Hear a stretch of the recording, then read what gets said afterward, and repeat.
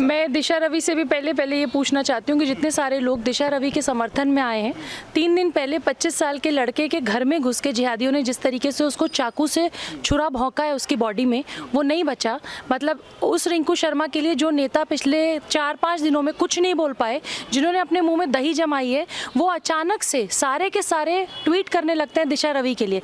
दिशा रवि से इतना प्यार, मतलब एक तरफ पाकिस्तान भारत के बारे में लगातार बोल रहा है, जो हमारा किसान आंदोलन है उसके बारे में लगातार बोल रहा है, जो भाषा पाकिस्तान बोल रहा है वही भाषा आम आदमी पार्टी बोल रहे हैं, वही भाषा जो है कांग्रेस बोल रही है, वही भाषा जो है रॉबर्ट वाड्रा साहब बोल रहे हैं। उनका भी एक ट्वीट मैंने देखा कि वो भी ट्वीट कर रहे। तो वो सारे लोग ऐसा क्यों है कि जो किसान आंदोलन में, आप किसान आंदोलन के बारे में बोलिए, सरकार के बारे में बोलिए, विरोध करिए, चलेगा, पर ऐसा कोई व्यक्ति, ऐसी कोई लड़की जो देश के विरोध में काम कर रही थी, आप ये सारे के सारे एक साथ जो जुट आए हैं, वो तो मैं पूछना चाहती हूँ कि रिश्ता क्या है? दिशा रवि से पाकिस्तान का क्या रिश्ता है? दिशा रवि से राहुल गांधी का क्या रिश्ता है? दिशा रवि से आम आदमी पार्टी दिल्ली के मुख्यमंत्री का क्या रिश्ता है?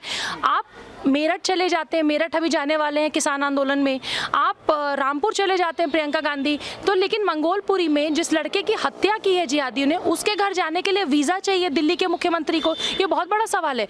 अगर उसका नाम रिंकू शर्मा की जगह रिंकू खान होता, रिंकू मोहम्मद होता, तो सारे लोग छाती पीटते, यूएनओ तक चले जाते। मैं ये कह रही हूँ कि अखलाक को मारा, गलत किया, जो अखलाक को जिसने भी मारा उन सब लोगों को सजा होनी चाहिए। पर वो सारे नेता जब तुष्टीकरण की राजनीति करते हैं कि वो आप रिंकू शर्मा में नहीं बोलेंगे, लेकिन आप अचानक से सारे नेता आप उन लोगों के लिए बोलना शुरू करते हैं जो बेंगलोर में बैठे हैं, 21 साल की लड़की है, देशद्रोही है, तो सारे लोग देशद्रोहियों के लिए क्यों एक साथ मैदान में आए? ये सारे बहुत बड़े सवाल है। मतलब 21 साल की लड़की को किसने बता दिया कि अगर देशद्रोह मामले में अगर पकड़ा जाए, थ्रेटा ग्रेटा जो भी उसका नाम है, वो उस तरह के लोग जो हैं टूल किट बनाते हैं, उस टूल किट में साफ साफ लिखते हैं कि भारत की जो योग की छवि है, भारत की जो चाय की छवि है, उसको खराब करना है। और 21 साल की लड़की जो बेंगलोर में है, वो टूल किट को एडिट करती है। तो जो आज के युवा हैं, अगर युवाओं की बात करेंगे, आप 21 साल में अगर आप ये कह रहे हैं कि देश के युवा को यहाँ की सरकार उनके पीछे पड़ी हो, तो उनके लिए युवा का मतलब क्या है? वो जो देश के बारे में बोले, देश के बारे में उल्टा बोले, वो युवा बोलते हैं। यही आम आदमी पार्टी, ताहिर हुसैन जब दिल्ली में दंगा हुआ तो ताहिर हुसैन के लिए संजय जी ने, दिल्ली के मुख्यमंत्री ने, आम आदमी पार्टी ने, अमानतुल्लाह खान ने, इन सारे लोगों ने उनका पक्ष लेके एक बहुत बड़ी प्रेस कॉन्फ्रेंस की थी। और फाइनली क्या निकला कि दिल्ली में जितने दंगे हुए थे, उस दंगे में किस तरीके से आम आदमी पार्टी के व्यक्ति जो उनके पार्टी में थे, उनका किस तरीके से हाल था, उन्होंने किस तरीके से देश को बर्बाद करने के लिए दिल्ली दंगों में उनका कितना बड़ा विषय था, ये इस बारे में बात ही नहीं हम लोग करते हैं। युवा की अगर आप बात करते हैं तो बुरहान अनवानी जैसे लोग, अजमल कसाब जैसे लोग, वो भी 21 साल के थे। खुदीराम बोस 18 साल के थे और उन्होंने देश के लिए अपनी जान दी। उनको अंग्रेजों ने, जब अंग्रेजों का समय था, और एक 18 साल का व्यक्ति अपने देश के लिए जान दे देता है। तो देशद्रोही अगर 21 साल का हो, 22 साल का हो, 18 साल का हो, 20 साल का हो, उसको फांसी पे चढ़ा देना चाहिए। वो सारे लोग जो टूल किट, मुझे लगता है जो नेता इसका साथ दे रहे हैं उनको पता ही नहीं कि टूल किट है क्या।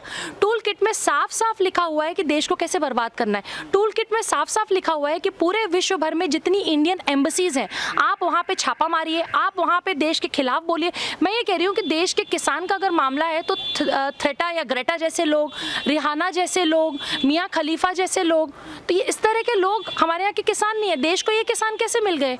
किसान है तो किसान के लोग जो, देखिए आंदोलन जीवी, आंदोलनकारी दोनों में फर्क है। आंदोलन जीवी वो है जो हर जगह आपको मिलेगा। अनुराग कश्यप जैसे लोग और इस तरह के सारे, स्वरा भास्कर जैसे लोग, योगेंद्र यादव जैसे लोग, ये सारे लोग, पहले योगेंद्र यादव जेएनयू भी चले जाते हैं, योगेंद्र यादव शाहीन बाग भी चले जाते हैं, योगेंद्र यादव ताहिर हुसैन के लिए भी बात करते हैं। तो ये जितने सारे लोग हैं, ये पहले ये डिसाइड कर ले कि वो अपने बायोडाटा में क्या लिखते हैं। किसान आंदोलन में भी चले जाते हैं, मतलब स्वरा भास्कर जैसे लोग किसान आंदोलन में भी मिलते हैं, स्वरा भास्कर जेएनयू में भी मिल जाएंगी, स्वरा भास्कर शाहीन बाग में भी मिल जाएंगी। तो आंदोलन जीवी, जैसे प्रधानमंत्री ने कहा कि आंदोलन जीवी वो लोग हैं जो आंदोलनों को जीवित रखते हो, ना वो किसान है, ना उनका किसानी से कोई मतलब है। मैं तो बार बार कह रही हूँ कि 26 जनवरी को देश के तिरंगे को उठा के जो फेंक दिया गया, तो वो अब उसके बाद भारत सरकार की सबसे बड़ी गलती है कि भारत सरकार ने इस आंदोलन को चलने क्यों दिया। क्योंकि ना देश के नेता, ना देश के किसान, ना देश के किसानी, और ना बॉलीवुड के वो लोग जो स्वरा भास्कर और इनकी मदद करने आते हैं, इनके लिए छाती पीटने आते हैं। इस तरह के सारे लोग जो देश के विरोध में काम कर रहे हैं, उनके ऊपर देशद्रोह का मुकदमा होना चाहिए, वो सब लोग जेल के अंदर होने चाहिए। देखिए, सबसे पहली बात, 2 महीने से लगातार ये बात कही जा रही है, आईबी ने भी ये बात कही कि जो ये किसान आंदोलन है, इस किसान आंदोलन में खालिस्तानी जुड़ गए। अगर खालिस्तानी नहीं जुड़ते तो जस्टिस फॉर सिख फाउंडेशन, जिसने ये ऐलान किया था कि जो लाल किले पे जाके तिरंगे का अपमान करेगा या दूसरा कोई झंडा फहरा देगा उसको इतने लाख डॉलर मिलेंगे। जस्टिस फॉर सिख फाउंडेशन का इंटरनेशनल पंजाबी फाउंडेशन, जो खालिस्तान में, जो एनजीओ खालिस्तान में कनाडा में रह के वो पंजाब को तोड़ने की कोशिश करते हैं, और जो ये पोएटिक जस्टिस फाउंडेशन है, इन एनजीओज का क्या लेना देना है? ये किसान और भारत सरकार के बीच है। किसान और भारत सरकार आपस में निपटेंगे। डेमोक्रेटिक कंट्री में हम रहते हैं, उनका पूरा अधिकार है, वो 2 महीने नहीं, वो 6 महीने रहे, वो आंदोलन करें। लेकिन आंदोलन पहले शुरू में बोलते थे कि भाई हमारे आंदोलन में किसान ही, सिर्फ किसान है। अगर सिर्फ किसान है तो जिसने तिरंगे का अपमान किया वो किसान तो है नहीं, और अगर बाई चांस वो किसान है, किसान नहीं है, आप कह रहे हैं कि वो किसान नहीं है, हम कुछ खुरापाती तत्व जो है घुस गए थे। अगर खुरापाती तत्व घुस गए थे तो क्यों अमरिंदर सिंह ने, क्यों पंजाब के सीएम ने 70 लोगों की टीम बनाई है? आप अगर वो खुरापाती हैं, बहुत सारे लोगों ने कहा कि वो बीजेपी के लोग हैं, उनको जेल में जाने दीजिए ना। वो सारे लोग जो इस आंदोलन को बर्बाद कर रहे हैं सबको जेल में जाने दीजिए।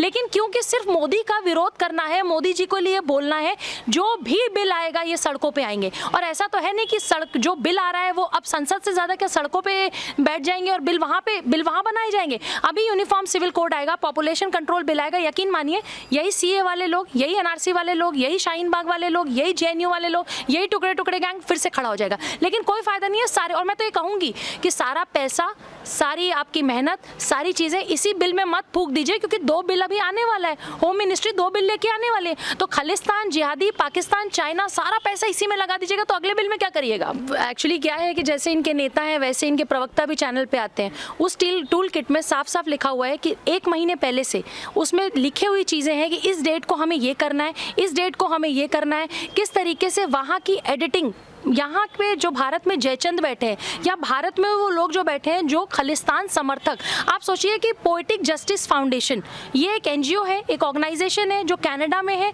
कनाडा में ये इस तरह की ऑर्गेनाइजेशन जो खालिस्तान का समर्थन करते हैं, उसका हमारे किसानों से क्या लेना देना? बाहर के वो सारे लोग जो किसान नहीं जानते, किसानी नहीं जानते, उनका क्या लेना देना हमारे देश से? क्यों यहाँ के नेता वहाँ बात कर रहे हैं? आपको याद होगा कि जब अभी हाथरस में घटना हुई थी तो बंगाल की जो मुख्यमंत्री हैं उन्होंने, ममता बनर्जी जी ने अपने बहुत सारे सांसद भेजे। आप वहाँ गई, बहुत अच्छी बात है। प्रियंका जी अभी मेरठ गई हैं, कुछ दिन बाद दिल्ली के मुख्यमंत्री भी जा रहे हैं। ये सारे लोग वहाँ बोलते हैं जहाँ आप सोच लीजिए कि आप मंगोलपुरी नहीं जाते, एक हिंदू लड़के की हत्या हो जाती है, आप वहाँ नहीं बोलते, लेकिन आप अखलाक जाते हैं।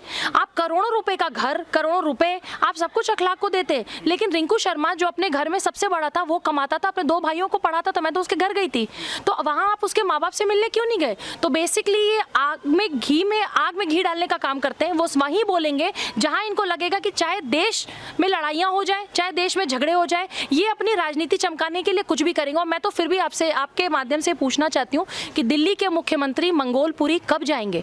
आप मेरठ जाते हैं क्योंकि 2022 यूपी का चुनाव है, इनकी सबकी नजरें चुनाव में। मैं फिर ये बात कहती हूँ कि 2022 में योगी और 2024 में मोदी, कोई नहीं रोक पाएगा इनको, क्योंकि जिस तरीके से ये लोग देश, आप प्रधानमंत्री का साथ मत दीजिए, आप प्रधानमंत्री को गालियां दीजिए, रोज कोई फर्क नहीं पड़ता, पक्ष और विपक्ष दोनों होता है इस देश में, लेकिन आप उनका साथ दे रहे हैं जो बाहर बैठे हुए हैं और खालिस्तान का समर्थन दे रहे हैं। बहुत सारे लोग आए, बहुत सारे लोग चले जाएंगे, लेकिन देश के टुकड़े अब नहीं हो सकते। खालिस्तान समर्थन कभी नहीं हो सकता। मैम सवाल यही है कि आखिर पॉलिटिकल जो विपक्षी पार्टियां हैं उनका सिलेक्टिव एजेंडा क्यों है? क्योंकि अभी रिंकू शर्मा के मामले में ना कांग्रेस के राहुल गांधी ने कुछ बोला, ना अरविंद केजरीवाल ने कुछ बोला।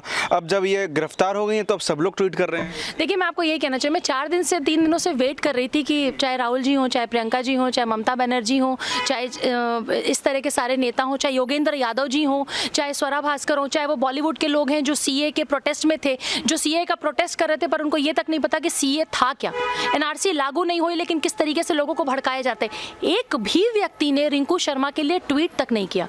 मतलब मैं, जो लोग अफ्रीका में, अमेरिका में अगर कुछ होता है तो वो एक प्लैकार्ड लेके खड़े हो जाते हैं। मैं भी उनसे पूछना चाहती हूँ कि क्या हिंदुओं की जिंदगी मायने रखती है? हिंदू लाइव्स मैटर है या नहीं है? मैं करीना कपूर जैसे लोगों से भी पूछना चाहती हूँ जो ये बोलते हैं, वहाँ बाहर की चीज़ों पे आप बोलते हैं, देश के बाहर जो चीज़ें हो रही हैं आप उस पर प्लैकार्ड लेके खड़े होते हैं, आपके देश में क्या होता है आप उस पर बोलते नहीं है। तो सेलेक्टिव एजेंडा तो है, क्योंकि वो नेता जो हाथरस जाते हैं, वो नेता जो बलरामपुर नहीं जाते, इनको बहुत शौक है। देखिए हाथरस में जो हुआ वो बहुत गलत हुआ।